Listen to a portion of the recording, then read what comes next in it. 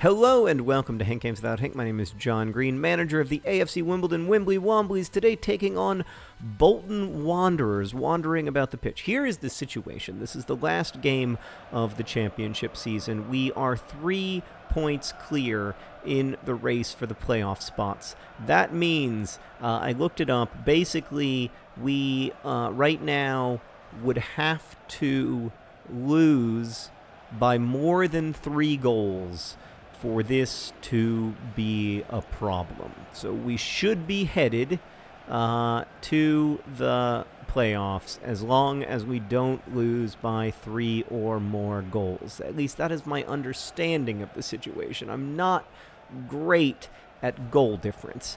So it's a pretty straightforward scenario. Win, tie, or lose gentle. We're starting a B team today, no question about that. Not going to pretend otherwise. This is a group of lads, you can tell from how poorly organized they are on the pitch right now, that have never played together. Many of them, you might say, have no business playing at the championship level. But they are going to do their best today, and we're going to see what the AFC Wimbledon B squad has in them. Oh, that's a fantastic ball. Whoa. Oh, goodness gracious. England's greatest lyric poet went in hard. Oh, that was brave. Brave. It's the only thing I can say about that. Ginger Harry just got absolutely schooled. Today I'm going to give you an update on the AFC Wimbledon Wimbly Wombly movie. The real-life Wimbly Wombly movie coming to a theater near you, hopefully someday. Movies take forever to make, and lots of things can go wrong. That's the basic update. So, for those of you who don't know, oh, it had to be, but somehow it wasn't. What the frickin' balls just happened? How was that not a goal? Tommy Beer. Oh, it's because they got a ginger keeper, Meredith. Never bet against a ginger goalkeeper. So, for those who don't know, the AFC Wimbledon story, the movie rights to the AFC Wimbledon story were acquired by Rosianna and I and our fledgling movie production company for a movie to be produced with our friends at Fox 2000, the amazing movie studio behind such hit films as The Fault in Our Stars and Paper Towns. And we have hired a screenwriter. That's the big update. His name's Richard Cordner. He's a really talented writer. He's written a bunch of screenplays I really love, including one about the building of the first spacesuit.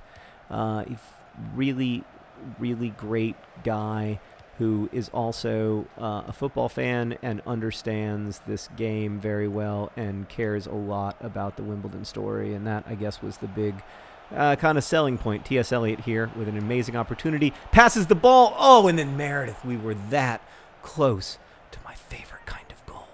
An own goal. So close. But it didn't happen. It didn't happen. It came to nothing, like so much effort in this world. So, that's the major update, is that now there is somebody working, full-time on the screenplay. And then when we see a screenplay, which will hopefully be, at some point in the mid to near future, this stuff takes forever. Then we'll know more about the next steps. Next step for Tom Beer is to score a goal. Oh my God, then he did the dead fish celebration, my favorite of the major celebrations. Oh, Tom Beer, the most underrated Wimbly Wombly. I'm just going to say it. Tom Beer, the most consistently underloved of the Wombles. I mean, the kid is a 60 skill level, but all he does is win. You'll recall that he scored one of the most important goals in the history of AFC Wimbledon in real life last season. So I love that kid. I love him. I'm so proud of him. He's still a young person. He's got his whole future ahead of him. I hope he goes on to live the kind of wonderful life that you would expect for a man named Tom Beer. That was more evidence, by the way, that I should have played Tom Beer more this whole season instead of other John Green, who never, despite having a much higher skill level, was never technically very good. He's just never been able to perform at the highest level. So I'm just going to come out and say it. Anyway, Maybe I'll start Tom Beer in the playoffs. It's dangerous to start someone with a 62 skill level in the playoffs, but maybe it makes sense. Here's Christian Tunga. Christian Tunga! Christian Tunga! He's thinking it through! Oh! That was kind of ugly, but whatever. It didn't work. In addition to being ugly, it also didn't work.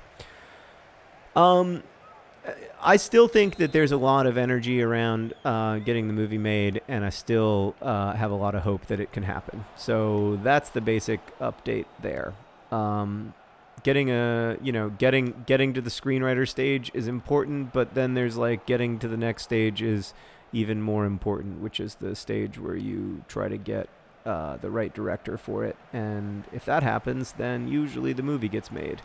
But not always, because things are incredibly difficult. For instance, the Looking for Alaska movie, which I will talk about in the second half of this video, has been not getting made in various dramatic ways for 11 years now. So you never know if things will fall apart and why. Now, I will say that, oh no. Oh, off the bottom of the post! Oh, and then really good job by Ginger Harry getting back. Got to say that our defense is significantly weakened. They do not have that sort of like Tom Beer quality of being secretly great. They are secretly just about what you'd expect. Nonetheless, 1-0 up on Bolton toward the end of the first half. Whoa! Great job by Shia LaBeouf. He's the one person I did not take out of the game because I want him to keep game experience because, I want Shia LaBeouf to have every opportunity that he can have to get in the right headspace to perform at the highest level in the playoffs. That is my goal for Shia LaBeouf.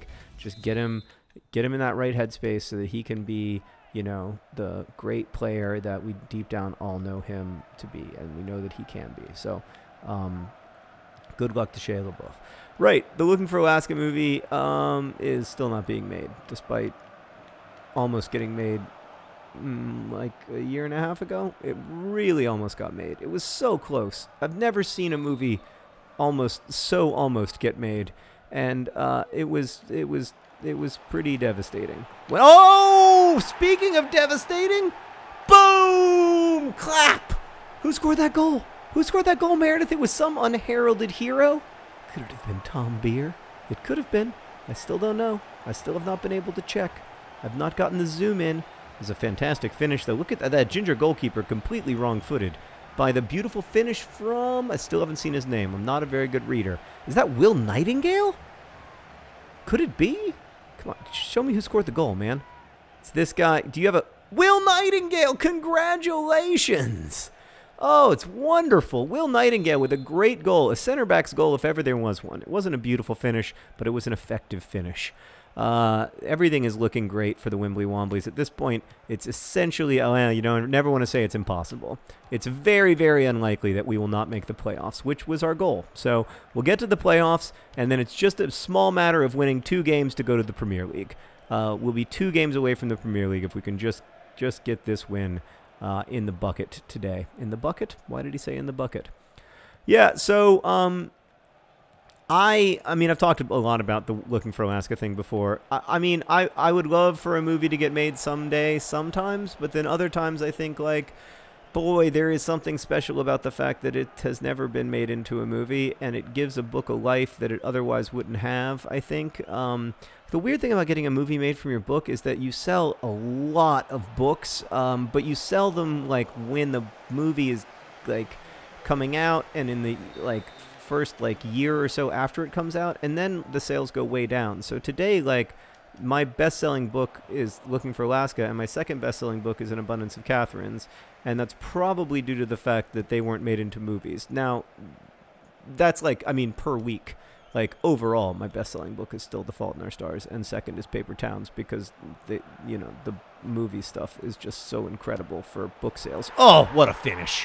What a ridiculous finish! And then yes. Showcase your style.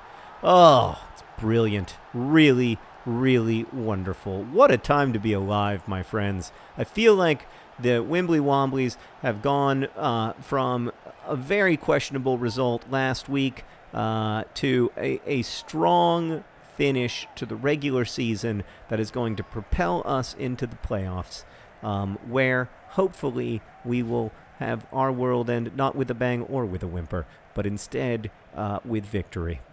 So yeah, The great thing, the thing that I said to the players before before this whole thing started is this is our last time together, as FIFA 16 Wimbly Womblys, and the FIFA 17 Wimbly Womblys are going to have largely different players. And that means that, for you guys and for me, this is, if we win our playoff semifinal, we've got 3 games left to play together. We've got the 2 legs of the playoff semifinal and the playoff final, other than this game. So putting aside the complicated questions of wanting to win and wanting to go to the Premier League and all that stuff, great job, Shia LaBeouf. What this is really about is wanting to spend a little more time together, wanting to get the most out of this experience, wanting to be together 4 more times instead of 1 more time. And, well, they scored a goal, but it doesn't matter because we're still going to win the game.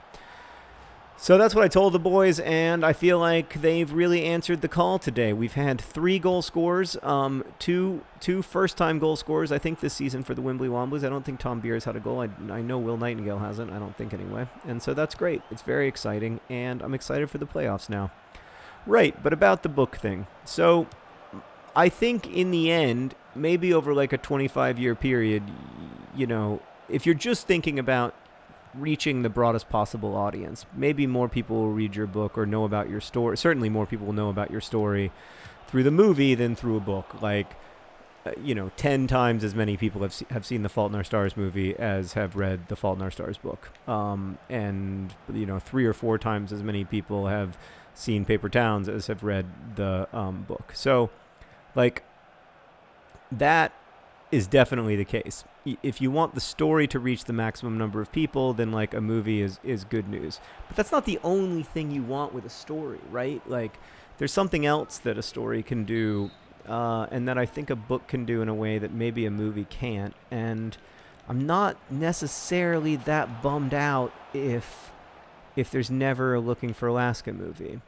That said, it is a little bit of a bummer that it isn't my decision. If I'm going to be candid, I do rather wish that I could decide rather than having the movie company that has owned the rights for the last 11 years and will own them into perpetuity decide. But I also think that I don't know if I would make the right decision because I don't really know what the right decision is. So in a way, it's not so bad to leave it up to somebody else.